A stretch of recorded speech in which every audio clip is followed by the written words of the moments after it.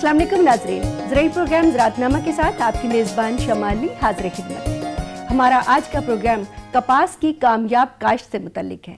ज़राई माहिर doctor Mohammad Anjum Ali, director general ज़राअत तौसी पंजाब लाहौर, हमारे साथ स्टूडियो में मौजूद हैं। हम इन्हें अपने प्रोग्राम में खुशामदीद कहते हैं और आइए नाज़रीन, गुफ्तगू का सिलसिला शुरू करते हैं।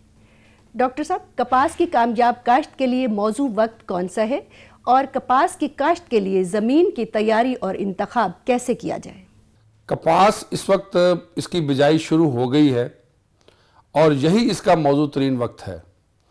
कोशिश करनी चाहिए कि कपास की बिजाई जल्द से जल्द मुकम्मल करें, इसलिए कि जैसे माहौलियाती तब्दीलियां आ रही हैं, बारिशों का मौसम, गर्मी का मौसम शदीद होता जा रहा है, इसलिए ज़रूरत इस अमर की है कि गंदम की कटाई के फ़ौरन बाद हम कपास की काश्त को जल्दी से जल्दी मुकम्मल करें। लेकिन फिर भी मैं ये अर्ज़ करता चलूँ कि कपास की बिजाई 15 मई तक हर सूरत में मुकम्मल कर लेनी चाहिए। डॉक्टर साहब, काश्तकार बीज की तैयारी और इंतखाब के लिए क्या हिकमत अमली इख्तियार करें? देखिए जी, इस वक्त सबसे अहम मसला ये है कि काश्तकार कपास की काश्त करे। पिछले साल में कुछ वजूहात की बिना पे, जिसमें ज़्यादातर आलमी मसाइल थे, काश्तकार को कपास की अच्छी कीमत नहीं मिली। लेकिन यह भी हकीकत है कि कपास का तल्लुक़ हमारी मईशत के साथ, हमारी माशरत के साथ और हमारे कल्चर के साथ जुड़ा हुआ है।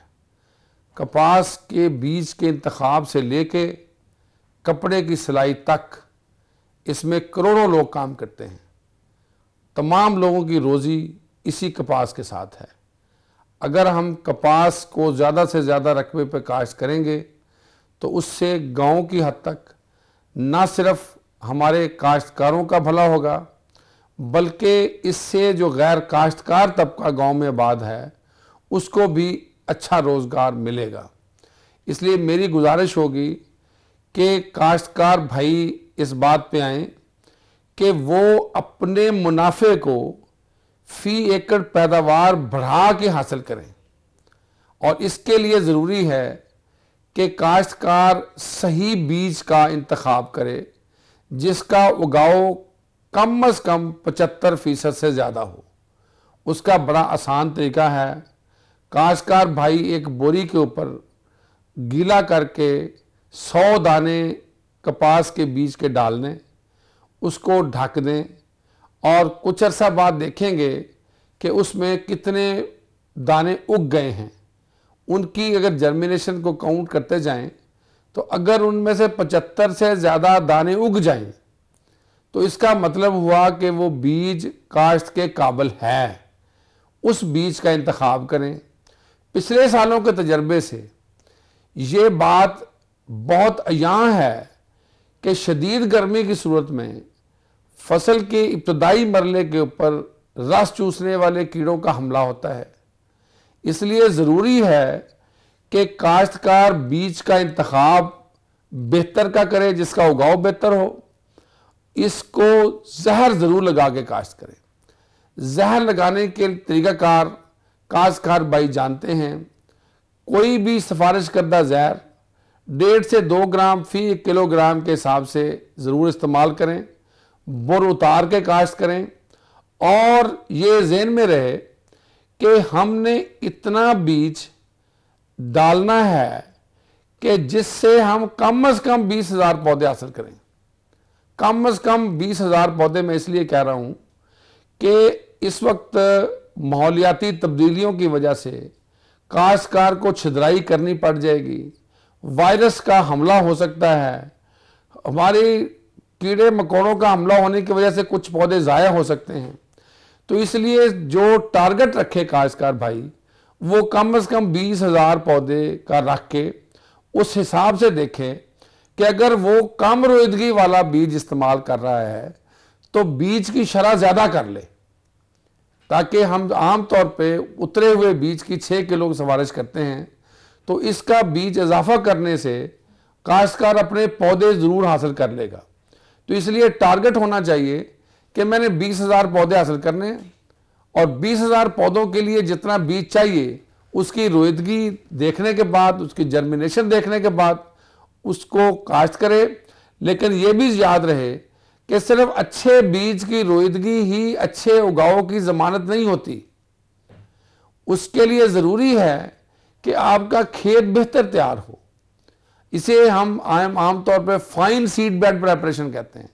ये एक डाइकॉट सीड है। ये इस तरह का बीज है जिसका मुंह पूरा का पूरा ज़मीन से निकलता है। इसलिए जब काश्तकार भाई को पता है कि इसकी जर्मिनेशन मुश्किल होती है, उसके लिए जो फसल ज़मीन का मुंह है वो ज़मीन की ऊपर वाली सतह वो इतनी अच्छी तैयार हो कि बीज को ज़मीन में से निकलते हुए कोई मसला पेश ना आए। और अगर बारिश की सूरत में वो करंट हो जाए तो उन्हें पता है कि सिर्फ करंट की बुनियाद के ऊपर ही बीज की रोईदगी मुतासर होती है। तो ये एक इंडिकेशन है कि इसकी जर्मिनेशन जो है वो क्रिटिकल है। सही जर्मिनेशन ना होने की वजह से पौधों की तादाद पे बड़ा असर पड़ता है। इसके लिए काश्तकार को चाहिए कि वो फसल ज़मीन को इतना अच्छा तैयार करे और उसका वत्तर इतनी अच्छी हालत में हो बिजाई के वक्त, ताकि उसके पौधे कपास के पौधों की रोईदगी में कोई मसला ना आए। इसके साथ साथ अगर वो जहरों का इस्तेमाल करेगा तो पौधा अगले 30-40 दिन जड़ी जो उसमें कीड़े मकोड़ों का हमला होगा, ख़ास तौर पे रस चूसने वालों का, उससे भी बचत होगी। डॉक्टर साहब, कपास की काश्त का मौजूद तरीका कौन सा है? इस सिलसिले में काश्तकारों की रहनुमाई करें। इस वक्त कपास आम तौर पे खेलियों पे काश्त की जाती है, लेकिन मैं काश्त से पहले ये ज़रूर अर्ज करता चलूँ कि काश्तकार को रावनी जो होता है, जिसे रौनी कहते हैं, वो भरपूर करनी चाहिए। कपास में गर्मी की वजह से पौधे मुतासर हो रहे हैं, इसलिए ज़मीन की तैयारी के वक्त, जिसे कहते हैं पूरे वटा पूरे बन्ने अच्छी तरह मजबूत करके पूरी तरह खेत को भरें, ताकि इसका जो रौनी है उससे ज़मीन नीचे तक तर हो जाए और पौधा जो है वो शदीद गर्मी के असरात से कुछ महफूज हो जाए। इसलिए रौनी भरपूर करें, ज़मीन की बेहतर तैयारी करें और उसके बाद बहुत सारे इलाकों में हम वटों पे काश्त करते हैं, वटों पे चोपे लगाते हैं।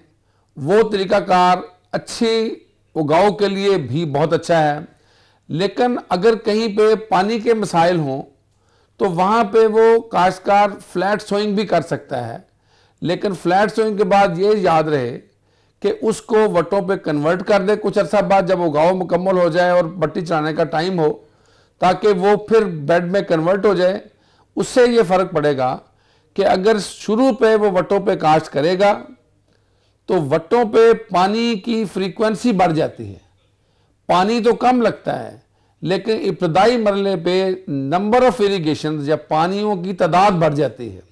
और अगर कहीं पे पानी की अवेलेबिलिटी का मसला हो, पानी इस वक्त के ऊपर अवेलेबल ना हो, तो उसके लिए ये फ्लैट सोइंग का तरीकाकार भी किया जा सकता है कि उसको डायरेक्ट ड्रिल के साथ काश्त कर लिया जाए और जब वो जर्मिनेशन मुकम्मल हो जाए, छदराई हो जाए, तो जैसे हम रिजर चलाते हैं, रिजर चलाने के बाद उसको वटों में कन्वर्ट कर लिया जाए, ताकि जो बुनियादी तौर पे पानी की ज़रूरत है वो ऐसे इलाकों में फिर वो फसल ज़्यादा बेहतर रहती है। नाज़रीन, प्रोग्राम का सिलसिला अभी जारी है। यहाँ लेंगे हम एक छोटी सी ब्रेक। हमारे साथ रहेगा, मिलते हैं ब्रेक के बाद।